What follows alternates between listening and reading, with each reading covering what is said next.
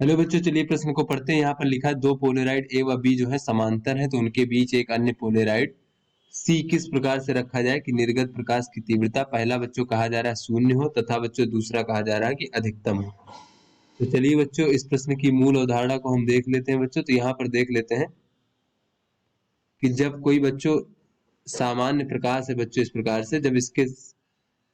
इसको बच्चों किसी पोलेराइड से गुजारते हैं बच्चों इस प्रकार से, जिसकी ध्रुवक अक्ष अगर इस प्रकार से, तो इसमें जो बच्चों सामान्य प्रकाश होता है उसमें वैद्युत वेक्टर के कंपन तरंग की संचरण की दिशा के लंबवत सभी दिशाओं में होते हैं बच्चों। तो जब हम इसको एक पोलेराइड से गुजारते हैं तो इसमें जो वैद्युत वेक्टर के कंपन, वे कंपन जो पोलेराइड के ध्रुवक के यानी पोलेराइड यानी ध्रुवक के अक्ष के समांतर होते हैं, वे कंपन तो पोलेराइड से निर्गत हो जाते हैं, बाकी शेष अन्य कंपन जो है वो निर्गत नहीं हो पाते। तो इस प्रकार से बच्चों हमें अध्रुवित प्रकाश से एक ध्रुवित प्रकाश प्राप्त हो जाता है बच्चों। तो यहाँ पर ये प्रकाश की तीव्रता अगर आई नॉट है, ये हमारा पहला पोलेराइड मान लेते हैं, तो इससे निर्गत प्रकाश की तीव्रता I1 जो होता है वो I नॉट बटे 2 होता है। फिर बच्चों अगर इसे हम किसी दूसरे पोलेराइड से गुजार दें बच्चों इस ध्रुवित प्रकाश को, तो बच्चों जिसकी दूसरे पोलेराइड का अगर ध्रुवक अक्ष जो है, पहले ये जो ध्रुवित प्रकाश है इसके जो वैद्युत वेक्टर के कंपन है उससे अगर ये थीटा कोण बना रहा है ध्रुवक अक्ष, तो बच्चों यहाँ पर ये इससे निर्गत जो प्रकाश होगा तो इस वैद्युत वेक्टर के वे कंपन जो या फिर इस कंपनों का वो घटक जो इसके ध्रुवक अक्ष के समांतर है, तो वो बच्चों इस प्रकार से बाहर निर्गत हो पाएगा बच्चों, और शेष घटक नहीं निकल पाएगा बाहर। तो इस प्रकार से दूसरे पोलेराइड से निर्गत तीव्रता को हम I2 मान लेते हैं, ये होता है बच्चों I1 cos थीटा का वर्ग बच्चों इस प्रकार से। तो चलिए बच्चों अपने प्रश्न को हल करते हैं।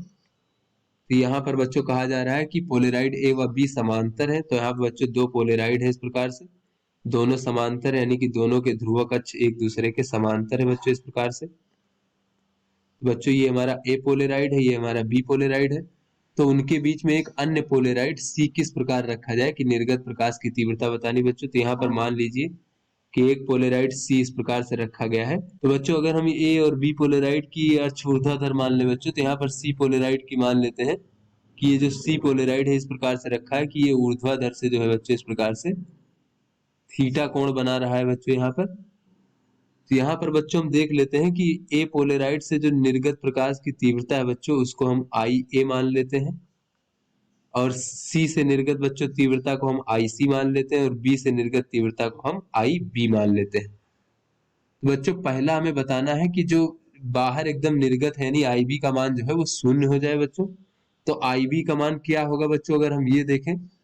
तो यहाँ पर बच्चों आई सी बराबर पहले देख लेते हैं। तो बच्चों ये जो आई सी हो जाएगा वो आई ए का कितना हो जाएगा बच्चों, कास थीटा का वर्ग हो जाएगा इस प्रकार से,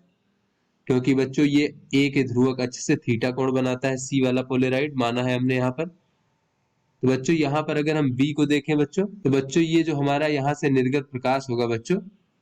वो बी से भी थीटा कोण बना रहा होगा, क्योंकि ए और बी दोनों आपस में समांतर है बच्चों। तो यहाँ पर बच्चों ये इस प्रकार से निर्गत प्रकाश होगा, तो इसके लिए भी यहाँ पर थीटा का मान थीटा ही होगा बच्चों कोण। तो आई बी बराबर क्या होगा बच्चों, तो आई बी बराबर हम कह सकते हैं कि आई सी और कास थीटा का वर्ग बच्चों इस प्रकार से। तो यहाँ पर निर्गत प्रकाश की तीव्रता आई बी है बच्चों, बी से निर्गत हो रहा है, तो यहाँ पर आई सी का मान रख तो ये हो जाएगा आई ए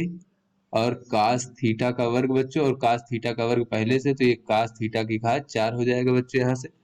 तो बच्चों ये हमारे निर्गत प्रकाश की तीव्रता है जो कि बी पोलेराइड से निकल रहा है। तो बच्चों पहला कहा जा रहा है कि शून्य हो, तो शून्य होने के लिए बच्चों आई बी का मान अगर हम यहाँ पर शून्य रख दें तो ये कॉस थीटा का मान बच्चों कॉस थीटा का मान बच्चों शून्य होना पड़ेगा। तो बच्चों ये कब शून्य होगा, जब थीटा का मान जो है 90 डिग्री होगा, यानी बच्चों ये जो हमारा सी पोलेराइड है इसकी जो अक्ष है ये हमारा ए और बी के लंबवत होना चाहिए, क्योंकि ए और बी दोनों ही समांतर है, तो हम ऐसे कह सकते हैं कि सी जो है बच्चों ये ए व बी के लंबवत है, तभी जो है बच्चों निर्गत प्रकाश की तीव्रता शून्य है। उसके बाद बच्चों दूसरी स्थिति कहा जा रहा है कि तीव्रता जो है वो अधिकतम हो। तो अधिकतम कब होगा बच्चों, तो ये निर्गत प्रकाश की तीव्रता आई बी बराबर है हमारा आई ए कास थीटा की घात 4। तो बच्चों ये आई ए तो नियत है, तो कास थीटा का मान परिवर्तित हो रहा है बच्चों, तो कास थीटा यहाँ पर देख लेते हैं, चूंकि कास थीटा का मान जो है अधिकतम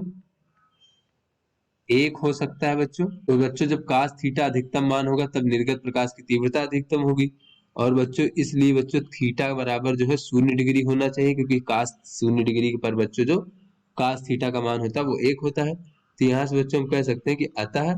जो C है बच्चों वह A व B के समांतर है,